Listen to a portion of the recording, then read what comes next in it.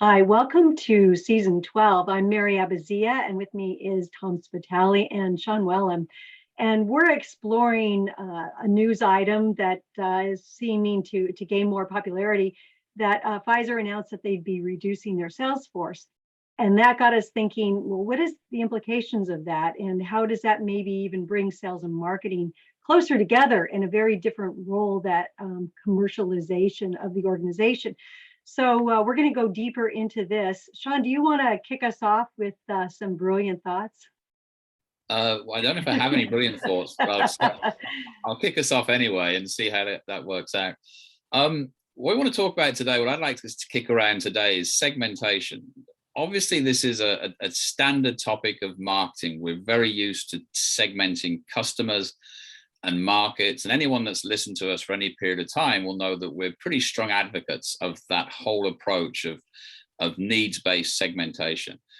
I think in this new reality, this new world where we're doing calls on Zoom, we're having different interactions with customers, it creates the opportunity to turn that segmentation inward and to segment ourselves. And I think there's two broad topics this I'm going to throw out to you guys. I think the first one is how we segment our salespeople from a developmental, the skill sets have changed, that what makes a good salesperson. How can we use segmentation to identify the behaviors and the characteristics to put our salespeople into certain segments? And the second part of that is, how do we then match those segments to the right customer? Can we start to, rather than think in terms of territory, think in terms of capability? But it all starts off with this segmenting our salespeople. And I don't mean a forced ranking, this guy's good, this person's really bad. I mean, how do you get it nuanced so you can say, these are the characteristics of this salesperson and these are the characteristics of the other? And the final thing I'll say before I lob it back over the fence for your own brilliant thoughts is this. When we talk of segmentation, we don't talk about it good versus bad customers or good versus bad prospects. We talk about different prospects. They can all be good, but they're good in different ways. They have different needs. And that's the mindset with the sales force. This is not about ranking them good to worst or best to worst. This is about understanding the salespeople in a level that we probably haven't done before. So that's the not so brilliant thoughts. So I'll lob it back over the fence for one of you guys to pick up and run with. Well, if I could, I know that Mary, I know I've heard you talk about segmenting the sales force, especially in a situation where you're trying to really energize a segmentation approach. And I know you talk about a third. I'd really love for you to talk about that. What I just wanted to tee up a little bit is just, Sean, one additional sort of background thing, and that is, and we mentioned it last time, but just to kind of thread it through. This idea of more virtual sales calls is going to allow marketing, obviously, to be more involved with sales on sales calls, viewing them live or recorded. Look, in the past, segmentation's problem has been the reason that most companies aren't executing needs-based segmentation. It's been an internal problem, right? Companies that can execute needs-based segmentation, customers love it, their results go up. So why isn't everybody doing it?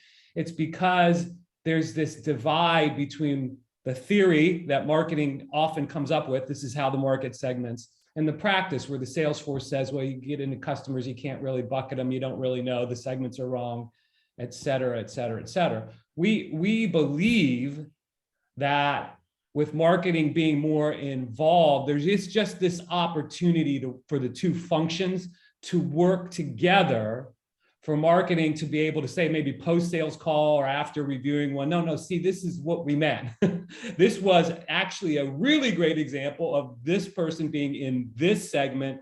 And maybe this is how we can make that more clear in the future in terms of what questions you can ask so that the sales force can be more definitive about what segment somebody's in and what pathway to then take in terms of the messaging and the value proposition. So this is just it's like a huge opportunity to erase that divide, but still it's got to be started up again, right? I mean, we've got to start, we got to get it going. And I think, Mary, your thoughts about, which sales reps maybe to work with at the beginning of getting this momentum going around segmentation. I think that is really that is one aspect of segmenting sales reps. Yeah, well, thank you. We know that typically when salespeople are involved in the process, it's much better. But there are times where it's not, and that's because the wrong people were invited to the party. So to Tom's point is that we like to think of with the salespeople, we kind of keep it simple, and it can translate to other parts of the organization. What Tom was saying about a third is there's a third of your salespeople that are really excited about new things that are coming through the organization. They're willing to try them. They look for ways to make it right and work. At the other end of the spectrum is the other third that says pretty much this will pass. Also, we've seen a million different initiatives and I need to get my stuff done. And they pretty much sabotage it or at a minimum ignore it. So you can see how dangerous, if you're trying to do a pilot or develop something new, having that last third over there can really mess up the plan. The middle, by the way, the middle third, they're just watching to see which of those two are right, and they'll go with whichever one. So it's really important in any type of initiatives, and when you're trying to segment an organization, to invite that first third of the salespeople in and just tell the two other thirds, not yet, let us figure this out. And hopefully that is a good mix of, as Sean was saying, there are a good mix of very great salespeople, but they have very different approaches, and maybe even they're going to appeal to different types of segments. And that is part of a bigger thought of employee segmentation. So, everyone has needs, and the trick to any type of really good segmentation is understanding those needs, and then bucketing them so that you understand this group wants this, they're very technical. This group, they just want to be very personal, and they don't get into the details as much. And this group, might want to invent new things. So very different needs. And how do you think about that differently? And I suppose when we think of customer segmentation, we're very much focused on needs. The needs for salespeople tend to be quite homogenous in as much as they all want to sell, hit their quotas, hit their targets, right? That's their fundamental need. Their preferred method of doing that obviously is what varies. Some people, if you go deeper, if you go into the why is that important chain that we talk about in segmentation, you could find some people say, because I want them to like me. That's important to them. I want them not as an ulterior motive, but as a fundamental driver. It might be they want to demonstrate their brilliance. It's important because I want to appear to be expert at what I'm talking about. I want to be that subject matter expert. Some people just care about others and want to understand the customer, not again as a technique to sell them something, but to truly get under the skin to find out. And it's those sort of, I guess you'd call them deeper level needs, or maybe even behavioral. And that might be one area where segmenting salespeople is slightly different from customers, because the broad need is pretty similar. And it's somehow the behavior or the approach that would vary. I don't know. What do you guys think? Well, Sean, I thought you said something really brilliant, because Mary asked you to in the opening. Should I get my coat now? Because I'm only allowed one brilliance per episode. You've got your quota. You said about how this more the increase in virtual sales kind of makes the idea of geographic territories less important, right? And as a person that likes simplification, because I think that's how segmentation works best, if the segmentation is simple. I'm not as eager to have a Salesforce segmentation and a customer segmentation, other than how Mary's talking about it, get the right salespeople to start, who they are, get them involved in gaining momentum for the program. What I'm more of an advocate of is working with the Salesforce to create those needs-based segments, and then perhaps the way to line the Salesforce up with different segments is which ones do they match with in personality, in approach, in background. If you've got like an innovator segment, maybe there's some people in your sales force that are just particularly effective in that kind of situation for whatever reason. Again, background, personality, whatever. And so what I love about this opportunity to sort of revitalize needs-based segmentation is it's a great way to not only meet more needs of your customers, but to really get your sales force sort of aligned into sales situations where they're going to be more effective, just more naturally lined up with the different segments that are created, because geography is less important. But doesn't that require that we do some form of sales force segmentation? Because as you were saying, they may have a bent for innovation. They may like new ideas. They may be technically minded. They may be personable. Yeah. But it seemed like we were saying, and we'll know that, Fred is quite personable. Jane is really technical. Bill is into the innovation. Rather than just sort of intuitively knowing that, there should be a way that we can actually say with ourselves. This is why I think internal segmentation, for want of a better word, is important, because how do we arrive at that, if you like, classification of what the salespeople's personality is? You can use the same tools, but look at them rather than just saying, oh, everyone knows that Fred likes this. Let's use some rigor and match those people with the right profile, the salespeople with the right profile to the customers for maximum effect. And I think you need to do both. I don't think it's one or the other. What I love about this idea of the lines being blurred internally is that if you do have a customer segment that, let's say, is more of an economic buyer, or at least they have an economic bent that they want to understand the numbers, it's a lot easier to bring somebody from your company that, your CFO or somebody in finance into that sales call to help explain how the total value is a better deal for them. Or somebody that's very medically minded. Now you can grab somebody from, medical affairs, or, one of the people that are medical on your staff to be part of that sales call. So you actually can serve the customer segments better by not only aligning the personalities, but the skill sets across your whole organization. So it's a nice opportunity for companies. And we have seen it done kind of in some instances, but I think as both Tom and Sean is saying, is now you can actually systematize it. You can have a program that says, for these types of customers, these are the types of salespeople segments that we want to align, and the other parts of our organization that need to align. Sometimes you have to have the CFO or CEO involved because that segment is important.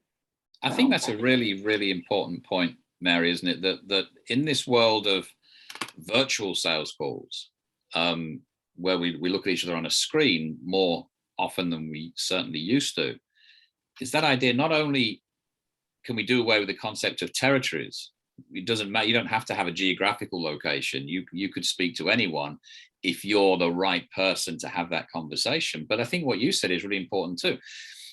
It doesn't cost anymore in significant terms to have 2 or 3 people on a sales call, or somebody on one sales call, somebody from technical services on another sales call, somebody from finance, to bring the whole team together to address the needs of the customer, and actually having that ability you never had before, because you couldn't put 3 people on a plane. That would take some convincing, but for the sake of a video call, it makes perfect sense. We've got to start rethinking that whole sales approach. You don't have to be everything, an all-encompassing expert as a salesperson. You can bring in bring people off the bench when it's relevant. I think that's it's a huge opportunity. It's a huge opportunity for everyone that takes advantage of it. It's removing the barrier of time and space from the actual act of sales. It's, there's no longer, I think we probably mentioned it in the first episode, marketers can no longer make the excuse that they can't be involved with sales because they can't be out of the office, right? They got to do their marketing work. This makes it up. But Sean, what you're alluding to is this, provides that opportunity for everybody cross-functionally who needs to be there can be there without having to leave the office.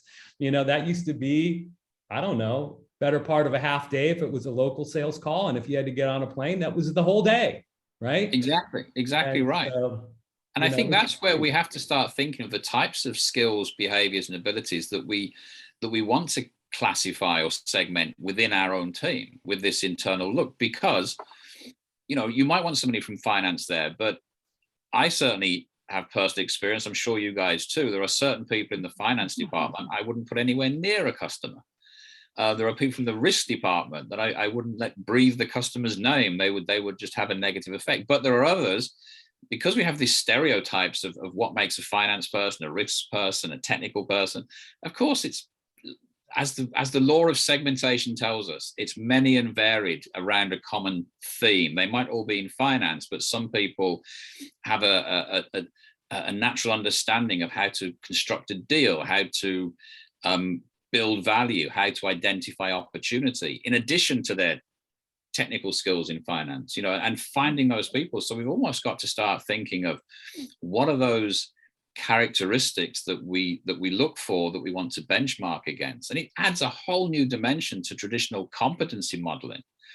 Competency modeling used to be, can you do this? Have you had training in that? Now we can start to add a lot of nuance into putting this salesperson with this finance person for this customer is the magic formula. And that's where the analytics, the marketing skill set, it's a whole new world of opportunity. And I think it starts with saying, what do we need to start to measure? How do we start to clarify? And Sean, we talk about marketers as being the orchestrators of strategy. I mean, I think this is a job for marketers, right? This connection, this orchestration of that, figuring that out, that perfect combination, cross-functional combination. I think they, who's going to take on that job? Well, as long as, marketing is helping the sales force out by kind of leading the segmentation, of course, working very closely with sales.